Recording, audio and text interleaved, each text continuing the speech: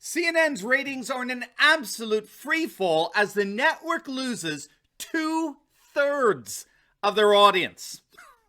In this video, we're going to take a look at the ratings disaster that continues to plague CNN, how losing their airport monopoly was only just the beginning of their ratings implosion, and how the rise of a network society guarantees that their ratings crash has only just begun. You're not going to want to miss this. Greetings, everyone. Dr. Steve here with you. Wonderful to be with you. As always, we are your antidote to fake news.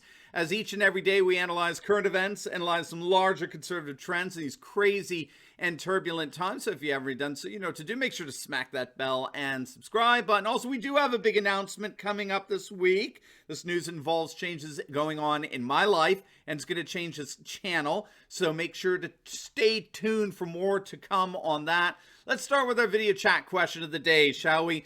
Who for you is the most unpopular CNN personality? Let us know in the comments down below. This should make for some hilarious reading. Who is your least liked CNN personality? Let us know in the comments down below, because frankly, CNN is a sinking ship.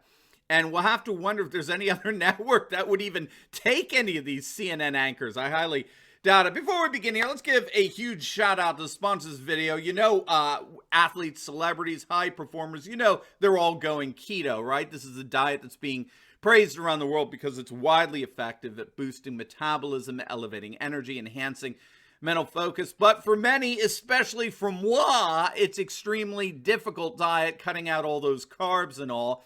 So if you want the benefits of elevated ketone levels, but without having to actually do the difficult parts of the keto diet, you're going to love Keto Elevate. I use it myself. I put in my coffee in the morning. Tastes great, curbs my appetite for hours. Now, if you click on that link below, you can get your very first shipment of Keto Elevate on its way to you right now at a whopping 51% off the regular price. But do not wait. Click on that link below and reap the rewards that Keto Elevate can bring to your life today. All right, so let's dive right in here. The ratings for the ultra-left cable news channel CNN are in an absolute freefall. There's really no other way of putting it. It's nothing short of a colossal. It is a frankly glorious failure in a network that continues to herald itself as the most trusted name in news. Well, the list of those who trust CNN grows thin for sure. Look at these numbers. These are from the ratings of last Friday. You'll notice that not a single program for the entire day broke the 900,000 viewer total. Their primetime lineup averaged less than 800,000 viewers. The media columnist Joe Concha said it best. The drop CNN is experiencing is profound. For comparison, the network averaged 2.7 million viewers in January, so we're talking about more than 2/3 of the audience gone. 2/3. It doesn't get more devastating than that. To basically have only 30% left of your audience from a few months ago is about as total of a collapse that a news network can experience. CNN hemorrhaged viewers in the month of April, of course, but they were still able to average just over 1 million viewers. They were third in order of rankings, with all the cable news outlets suffering ratings. Fox News regained its top position, averaging 2.2 million viewers in prime time, down about 40% from a year earlier. MSNBC had 1.6 million, down 22% from last year. CNN was barely at 1 million, down nearly 50% from last year. CNN also dropped 52% among the 25 to 54-year-old demographic, so coveted by advertisers. Obviously, things couldn't be worse for CNN, and I might add, the execs at CNN know it. Check this out. Fox News caught them. They caught them reporting totally fake news on their website, on CNN's website, that misled their viewers about the network's ratings collapse. You know how? They ran a 3-month-old story touting the liberal network's brief post-election spike back in January. CNN's media page, which is constantly updated, featured a story from January 16th by the utterly embarrassing Brian Stelter, who boasted the network's ratings were soaring amid a realignment in TV news. The one problem, of course, is that this news story was from back in January, when, yes, CNN was averaging 2.2 million viewers. But that out-of-date analysis, while claiming that CNN's ratings were surging to historic levels, was republished months later when those same ratings had taken a nosedive. CNN averaged 2.2 million viewers during the first 3 weeks of 2021, but it's averaged just 1 million viewers since Biden took office, which is a decline of 54%. So how on earth could they possibly run a story claiming that their ratings were soaring in the midst of their implosion? In a word, even Fox News wasn't shy of using it. In a word, it's called fake news. CNN is the king of fake news. Speaking of that embarrassment, Brian Stelter, by the way, he's experiencing his own ratings lag. Again, according to Fox News, the left-wing activist show Reliable Sources, my, what a title. It hit another yearly low a couple of weeks back, averaging only 885,000 viewers, which represented its least watched episode of 2021. In fact, Stelter is yet to really crack the 1 million mark in his telecast. When it comes to the most coveted advertising demographic of adults between the ages of 25 to 54, the show is utterly imploded, averaging only 178,000 viewers from that group, which means that advertising revenue is falling. Altogether, Stelter's viewership has dropped, get this, a staggering 72% since the show first aired this year back in January.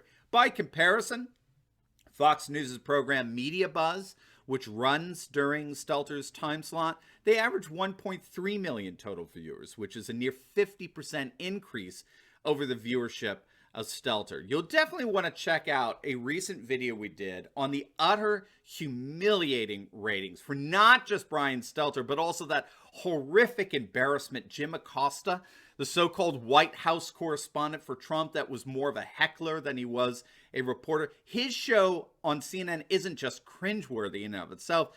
It's one that anyone actually watches it. The ratings are imploding. Now, obviously, things have been going from bad to worse for CNN. As you know, they recently lost their monopoly over the TV monitors in our airports. They are officially gone from our airport terminals, thank heavens. When I first read this, I couldn't help but remember that Babylon Bee's hilarious take on CNN getting destroyed because of COVID restrictions on air travel last year. Their satirical headline read, "CNN's ratings collapse as coronavirus fears empty American airports." It's so good. And they had another one too. Airport revenues soar after allowing travelers to pay to turn off CNN. And then they've got a graphic of a sign next to a CNN broadcast, which are 25 cents for 15 minutes without CNN. Airport revenues soar. Hilarious. Well, now it's happened. It's true. The days of CNN's monopoly over airport television screens has officially come to an end. They've been turned off. And that's, of course, because they're a dinosaur.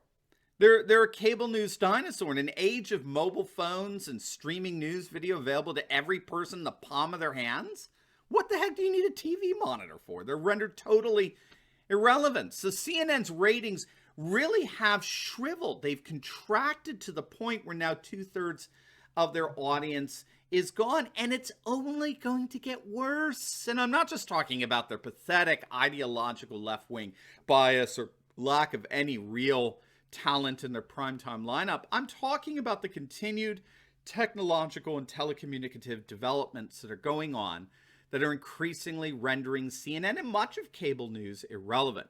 We've talked a number of times on the advent of what scholars call a network society, which is a fundamentally different society than the one that produced cable news. We have to remember cable news comes out of a social order known as mass society.